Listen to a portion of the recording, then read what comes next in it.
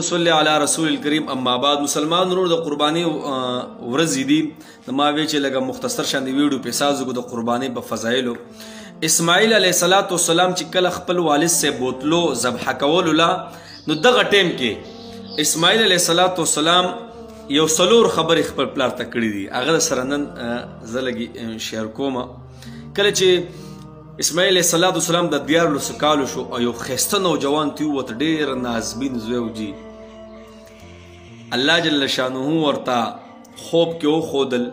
د نبی خوب دا هم معجزه ده. وی ورته د خپل زوی د ذبح کا نو خپل زوی ته وی ای زما زویا انی ارا فی المنام، ای زویا زه خوب وینم زه پکې تا ذبح کوم زویا صبر کو. نو اسماعیل السلام دغه ټیم کې دا نه و چې پلاره کیدای شي دا خبره داسي، کیدای شي دا خوب داسي، یا الله ته به لږه التجا وکړو، الله ته به سوال منت وکړو، دا خبره به بل شانتي کی. دغه ټیم کې اسماعیل السلام سوی ای زما پلاره انشاءالله په دنیا چې کم خلق ته پاغې کې به ما ته د ټولو نه صبر کوونکی ومومې. زما بابا جان چې الله ته څه حکم کړی بس وکړه. نو کله چې روان کو نو خبره به تاسو ټول اورېدلي. کله چې اسماعیل علیه السلام ذبح کو او قرباني کو نو اسماعیل علیه السلام خپل والد صاحب ته وایي ای بابا جانه یو څلور خبرې درته کومه دا به کې.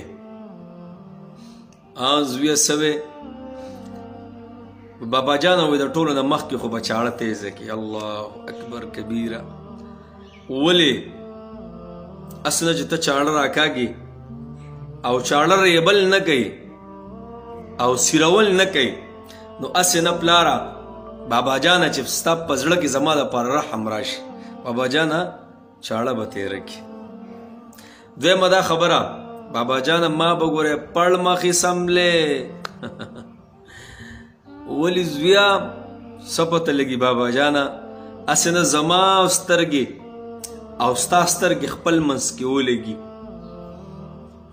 او ستا پزړه کې زما د پر مینه محبت پیدا شي. اسنه چې تما پرې دی بابا جانا اسنه ستا زړه کې ما د پر رحم راشي او د الله په حکم کې خلل نه نشي. بابا جانا ما به پړ مخې کې سلورم او تداوی اے بابا جانا زما خپې او لاس په وتړې. الله الله. ولی زویا بابا جانا سنج ته مال خپې او لاس ونه تړې او د مرګ عجیبه سختۍ ده او ته په ما باندې چاړه راخکې او زه پکې لاس وواما زه پکې خپې ووام او زه زورونه شروع کوم. اسنه بابا جانا د الله جل شانو په حکم کې کمی را نشي او د الله رب العزت کوم حکم تا ته کړی په هغې کې کوتاهي را نشي. بابا جانا ماله به خپې او لاس وتړې. او څلورمه خبره مې دا ده چې زما نه به زما کمیس په جمدانه باندې وباسې. الله په دې هم بیا څه عجیبه حالات راغلی یار. ابراهیم علیه السلام ډېر عجیبه ازمایش راغلی ډېر عجیبه. سکم 4000 انبیاء علیه السلام د ابراهیم علیه السلام اولاد کې راغلی. دومره لوی شخصیت او دومره عجیبه امتحان پې راځي. ای پلاره ما نه به زما دا کمیس وباسې اسې نه چې بیا را نه وروسته وباسې او زما کمیس چرته وشلیږي او هغه زما کمیس په بیا زما په وینو کې رنګ بنګ کې زما په وینو کې به ووې او بابا جان سره چې مړ شم او ما ته کمیس وباسې او هغه کمیس وشلیږي نو بیا به زما ماجان وي زما مور به وایي چې زما زوی په زور راګیر کړی زما د زوی نه جوړې په زور دا کمیس ایستی زما زوی ورته سملاستېدو نه او خپل پلار په زور چاړه راښکلې. بابا جان زما نه په جمدانه باندې دا کمیس وباسې او زما په وینو کې به رنګ بنګ کې او زما مور له به یې ویسې او هر کله چې زما مور ته به دا زما پیغام واورې چې مورې ستا دپاره ستا د هغه زوی یو خبره ده.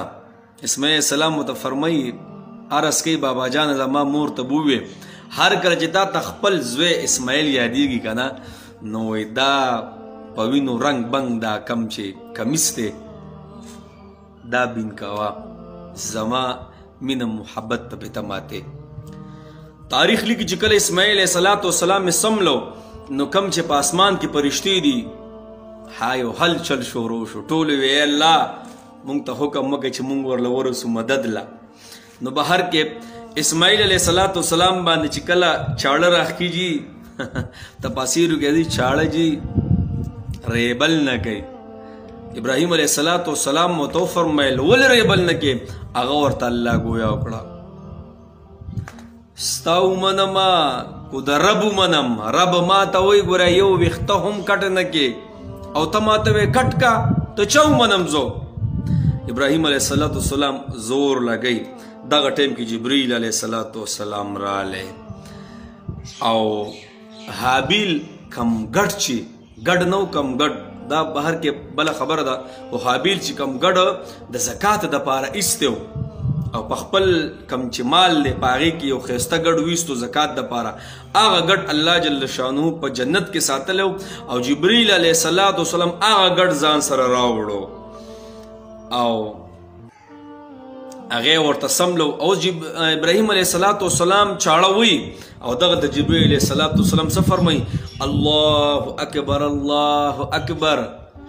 لاندې نه اسماعیل علیه السلام آواز کوي لا اله الا الله والله اکبر. دلته ابراهیم علیه السلام وی الله اکبر ولله الحمد. چې ابراهیم علیه السلام وکتل نو لاندې ګډ جي ذبح شوی او د دغه ګډ ښکاري نه دی ښکاري دا مالک ابن مروان دا وروسته چې کوم بادشاه تیر شوی د هغه په ټیم کې هم دغه ښکاري وي. بیا حجاج بن یوسف خانقاه مبارکه ورانه شوه خبره اتره وشوه هغې کې ورکې شوې نو د هغې ټیمه پورې د دې ګډ چې کومې ښکاري وي هغه په خانقاه مبارکه کې لګېدلې وي او جبریل علیه السلام د هغې هغه ټولې غوښه چې کوم وه هغې خیراتي کړه.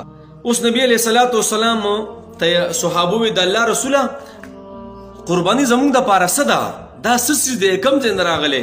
نو نبي علیه السلام ورته وفرمایله دا ستاسو د نکاح د ابراهیم علیه السلام سنت دی د الله رسوله اجر یې څه دی؟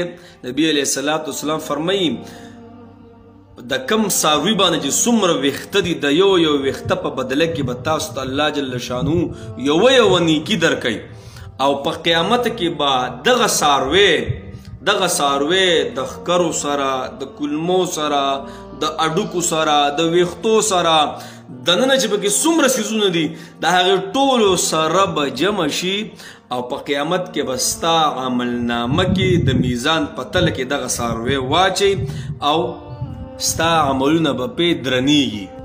او نبي علیه السلام فرمایي کله چې د قرباني یوه قطره پریوتې نه دا جنت ته رسېدلې الله جل شانه د خلکو د ګناهونو د معافۍ ذریعه دا سازی. اوې محمد رسول الله صلی الله علیه وسلم فرمایي دا ذوالحجه نه ده کم چې دا 10 ورځې دي ذوالحجه کم چې 10 ورځې دي په دې کې الله جل شانه ته په دې 10 ورځو کې د ټولو نه محبوب ترین چې کوم عمل دی هغه څه دی هغه د قرباني. یو خبره ته کوم بل ورځ هم ملګرو رنګونه وکړه یو ځای کې تپوسونه مو کړل رجي ما باندې دا مسله راغلی ما باندې دا خبره تر راغلی آیا زه قرباني وکړم که ونه کړم؟ یو کس ما ته خبره وکړه رجي زه قرباني نه کوم. یو کال دوه مخکې او په ما باندې حالات وی راغلي څه خبر راتر راغلی ده زه ته یقیني خبره کوم په هغه باندې څه مسله راغله په یو ورځ کې ته 1,85,90,000 روپۍ ولګېدې او را پیدا یې کړې وله ښه د ګوره دغې له شته او یاره دې دپاره نشته یاره ګوره چې کم کس قربانۍ ته ګورې بانې کوي که نه ګوره همیشه هغه داسې ګورې نو زما ګوره ټولو ملګرو ته دا خواست دی مړه چې په چا کېږي نه که نه هغه دې موسوکي زما ستا دپاره د آخرت ذریعه ده.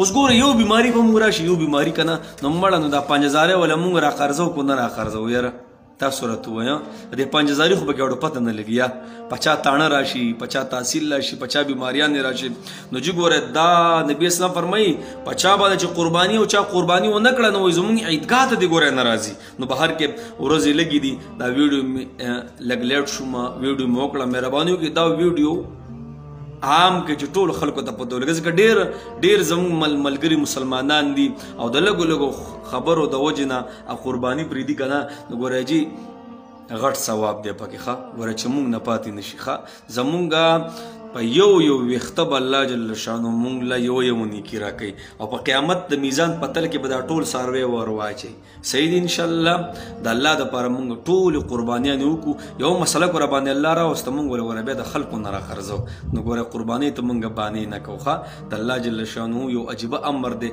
د ابراهیم علیه السلام مستقل سنت دی نو انشاءالله د دې مونږ اهتمام وکړو سیده چې یو کس هم د قربانۍ نه فاتح نشي صحیح دو واخر دعوانا ان الحمد لله رب العالمين.